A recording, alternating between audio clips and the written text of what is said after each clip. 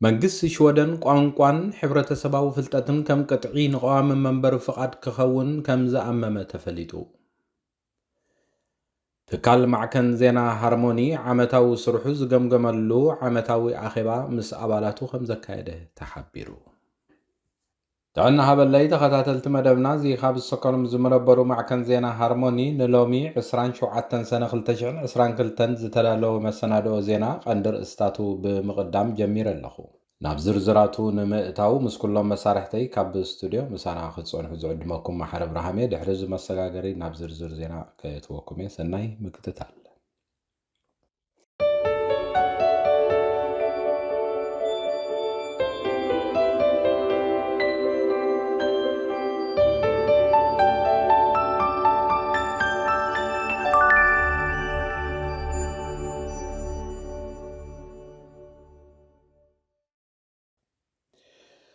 ወሃድን ኢሚግሬሽን ሚኒስተርን አንደሽ ይግማን መንግስቲ ንቋንቋን ፍልጠትን ማሕበረሰብ ከም ቅጥዒ መውሃቢ ቀዋሚ መንበሪ ፍቃድ ኣብ ሽወደን ንምጽንዑ ጠለብ ኣቕሪቡ ከም ዘሎን እቲ ጠለብ ዝካየደሉ መንገዲ ምስ ሕጊ ከመይ ክተኣሳሰር ከም ዘለዎ ዝብል ሓደ መጽናዕቲ ተኸፊቱ ከም ዘሎ ተሓቢሩ።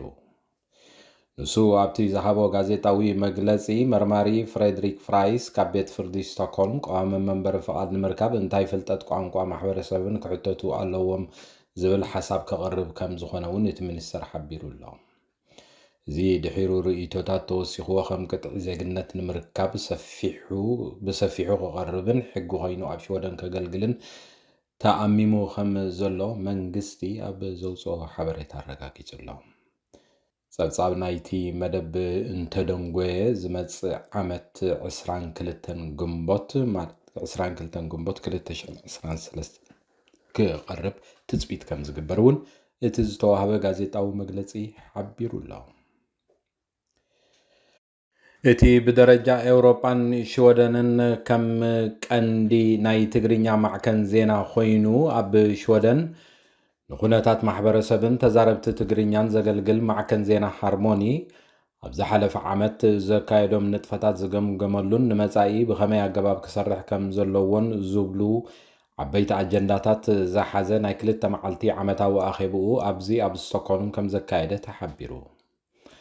ኣብቲ ዓመታዊ ኣኼባ ካብ ዝተፈላለዩ ቦታታት ዝመፁ ኣባላትን ሰራሕተኛታትን ናይቲ ማዕከን ዜና ከም ዝተሳተፉን ንዝሓለፉ ዓመታት ብኸመይ ኣገባብ እንታይ ከም ተሰርሑን ዝተሰርሑ ስራሕትን ከም ዝገምገሙን ክፍለጥ ተኻኢሉ ኣሎ። ማዕከን ዜና ሃርሞኒ ብደረጃ ኤውሮጳን ሽወደንን ዝዓበየ ናይ ትግርኛ ማዕከን ዜና ኮይኑ ኣብ ጉዳያት መነባብሮን ሓፈሻዊ ናይ መነባብሮን ኩነታት ኣገልግሎት ብምሃብ ንትግርኛ ተዛረብቲ ኣብ ኤውሮጳ ብሓፈሻ ብፍላይ ከዓ ኣብ ሃገረ ሽወደን ዝቆመሉ ዝተፈላለዩ ፖለቲካውን ማሕበራውን ንጥፈታት ሓበሬታ ዘቕርብ ናይ ሓበሬታ ትካል ምዃኑ ጸብጻባት የረጋግጹ። ፕረሲደንት ዩክሬን ቮሎዲሚር ዘለንስኪ ኣብ ኣኼባ ሃገራት ጉጅለ 7 መደረብ ዘስማዓሉ ሃብታማት ሃገራት ከበድቲ ኣጽዋር ንኽህብኦ ምሕጽንታ ከቕርብ ትጽቢት ከም ዝግበረሉ ሓቢሩ ኣሎ። እቲ ኣብ ጀርመን ዝጋባእ ዘሎ ኣኼባ ሃብታማት ሃገራት ዓለም ሩስያ ኣብ ልዕሊ ርእሰ ከተማ ዩክሬን ካልኦት ቦታታትን ብውሕዱ ሓደ ሰብ ዝቐተለ ደብዳብ ሚሳይል ኣብ ተካይደሉ ዘሎ እዋን ምስቶም ሃብታማት ሃገራት መራሕቲ ከም ዝተራኸበ ይዝረብ። ሩስያ ኣብ ምብራቓዊ ዩክሬን ትርከብ ኣገዳሲት ከተማ ሰቨርዶነስክ ብምቁፅጻር ናብ ከተማ ሌይሳቸንስክ ገጻ ትግስግስ ከም ዘላ እውን እቲ ጸብጻብ ሓቢሩ ኣሎ። ፕረሲደንት ዘለንስኪ ብሰንበት ካብ ምዕራባውያን ሃገራት ዝጽበዮ ዝነበረ ወታደራዊ ጽዋር ብምድንጓዩ ሩስያ ተበግሶ ተደጋጋሚ መጥቃዕቲ ንኽትወስድ ቀሲብዋ ዕድል ፈጢሩላ ከም ዘሎ ኢሉ ከሲሱ ኣሎ።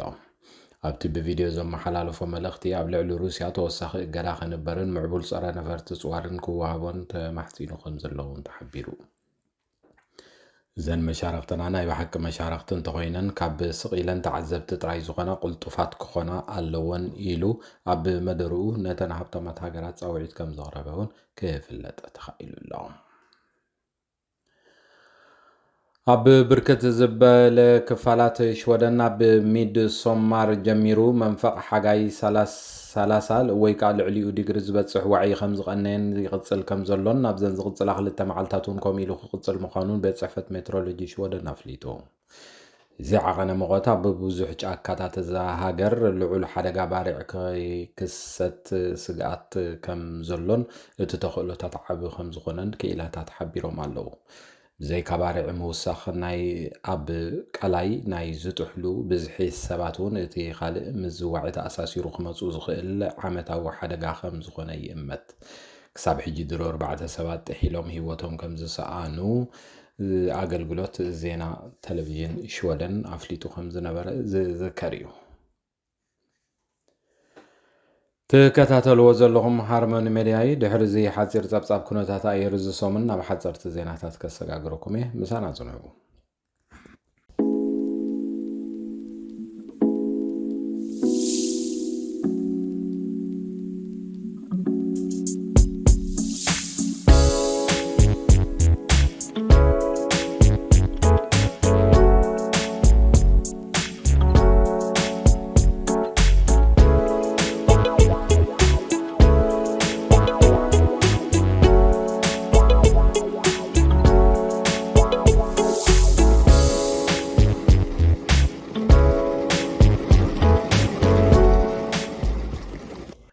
ሓይልታት ኢትዮጵያ 7 ሱዳናውያን ወታደራት ሓደ ሲቪላውን ከም ዝቐተሉ መንግስቲ ሱዳን ካብ ካርቱም ከሲሱ። ሚኒስትሪ ጉዳያት ወጻኢ ሱዳን ኣብ ዘውፅኦ መግለፂ እቶም ግዳያት ኣብ ዝሓለፈ ረቡዕ 22 ሰነ ካብ መሬት ሱዳን ተጨውዮም ናብ ኢትዮጵያ ድሕሪ ምውሳዶም ከም ዝተቐተሉ ሓቢሩ። ርእሶም ንህዝቢ ክረአ ከም ዝተገብረውን ሱዳን ከም ዝኸሰሰትን ነዚ ዘይሰብኣዊ ክትብል ዝገለጸቶ ቅትለት ብምኹናን ግብረ መልሲ ከም እትበሉኻ ጠንቂቓላ። ፍጻሜ ኣብ መሬታ ከም ዘጋጠመ ዝገለጸት ኢትዮጵያ ብወገና ብቅትለት ናይቶም ሱዳናውያን ከም ዝሓዘነትን ከተጻርዮም ምዃናን ኣፍሊጣ ከም ዘላውን ካብ ኣዲስ ኣበባ ዝወፀ መግለፂ ረጋጊጹ ኣሎ። መንግስቲ ኢትዮጵያ ብሰንኪቲ ኣብ መንጎ ሰራዊት ሱዳንን ኣብቲ ከባቢ ዝርከቡ ሚሊሻ ኢትዮጵያውያንን ዘጋጥም ረፅሚ ዝጠፍእ ህይወትን ዝስምዖ ሓዘን ዓብ ምዃኑ ከም ዝገለጸ ኣብቲ ዘውፅኦ ጋዜጣዊ መግለፂ ሓቢሩ። እንተኾነ ግን እቲ ፍጻሜ ብሕወሓት ዝተደገፈ ሰራዊት ሱዳን ናብ መሬት ኢትዮጵያ ድሕሪ ምእታው ከም ዝሰዓበ ኢትዮጵያ ከም ትምጉትን ሕወሓት ብዛዕባ ትኽሲ ዛጊት ዝሃቦ መግለፂ ከም ዘየለውን ጸብጻባት ኣረጋጊጾም። ሃገረ ሱዳን ዘለዋ ተቃውሞ ንምግላጽ ነቲ ኣብ ኢትዮጵያ ዝርከብ ኣምባሳደራ ናብ ካርቱም ክትስሕቦ ምዃናን ኣብቲ ሃገር ዝርከብ ኣምባሳደር ኢትዮጵያ ብምጽዋዕ ከዓ ብዛዕባ እቲ ኩነታት መብርሂ ክትሓቶ ምዃናን ሚኒስትሪ ጉዳያት ወጻኢ ሱዳን ሓቢሩ ኣሎ። መንግስቲ ሱዳን ብመሰረት ቻርተር ሕቡራት ሃገራት ዝህቦ ውሕስነት መሬትን ሰብኣዊ ክብሩን ንምክልኻል ሙሉእ መሰል ከም ዘለዎ ክፍለጥ ከም ዝግባእ ንመንግስቲ ኢትዮጵያ ከም ዘተሓሳሰበ ሓቢሩ ኣሎ። ኣብ ሃገረ ደቡብ ኣፍሪቃ ውሽጢ ሓደ ለይታዊ ትልኢት ተኣኪቦም ካብ መንጎ ዝነበሩ መንእሰያት ብውሕዱ 22 መንእሰያት ሞይቶም ከም ዝተረኸቡ ተሓቢሩ ኣሎ። ሰብ መዝቲ ሃገር ብምኽንያት ሞት እዞም መናእሰይ ንምፍላጥ ምርመራ ይግበር ከም ዘሎ ከም ዝገለጹን እቶም መናእሰይ ኣብ ትማሊ ሰንበት ዘውግሕ ለይቲ ሞይቶም ክርከቡ እንከለዉ ዕድሜኦም ካብ 18 ክሳብ 20 ዓመት ዝግመቱ ምዃኖም እውን እቶም ሰብ መዚ ብተወሳኺ ሓቢሮም። እቶም መናእሰይ ኣብ ገማግም ባሕሪ ኣብ እትርከብ ንእሽተይ ከተማ ኢስት ለንደን ኣብ ዝርከብ ሓደ ለይታዊ ትልሂ ኣብ መሬትን ጠረጴዛን ወዲቖም ከም ዝተረኸቡ ተሓቢሮም ኣለዉ። ተሰሚሞም ከይኮኑ ንምፍላጥን ተወሳኺ ምርመራ ንምግባርን ድማ ዓስከሬን መወቲ ናብ ሆስፒታል ተወሲዱ ከም ዘሎ ፕረሲደንት ሲሪል ራማፎዛ ብሞት እቶም መንእሰያት ዝተሰምዖ ዓሚቕ ሓዘን ኣብ ዝገለጸሉ እዋን ከም ዝሓበረ ጸብጻባት ኣረጋጊጾም።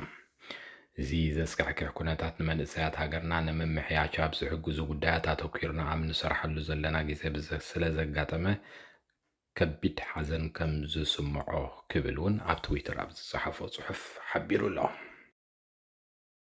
ዝኸበርኩም ተኸታተልቲ መደብ ሃርሞኒ ሚድያ ስጋብ ሕጂ ክትከታተልዎ ዝጸናሕኩም ንሎሚ 27 ሰነ ዝተዳለወ ናይ ዜና መሰናዶ እዩ ነይሩ።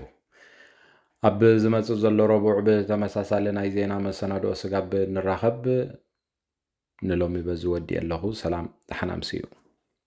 ሃርሞኒ ሚድያ ዕለተ ልደት፣ መርዓ፣ መመረቕታን ካልኦት ኣገደስቲ ዝኾኑ ናይ ፈተውትኹምን መቕረብትኹምን ምድላዋት ናይንቋዕ ሓጎሰኩምን እንቋዕ ኣብቅዓኩምን መልእኽትታት ንምምሕልላፍ ዘኽእለኩም መደብ ጀሚርና ከም ዘለና በዝጋጣሚ እዚ ንኹልኹም ተኸታተልቲ ሃርሞኒ ሚድያ ንሕብር ንኹልኹም ፈተውትኹምን መቕረብትኹምን እንቋዕ ኣብቅዓኩም ንምባል ኣብ ትደልሉ እዋን ሃርሞኒ ሚድያ ዕድል ከፊትልኩም ስለ ዘሎ ተጠቀምሉ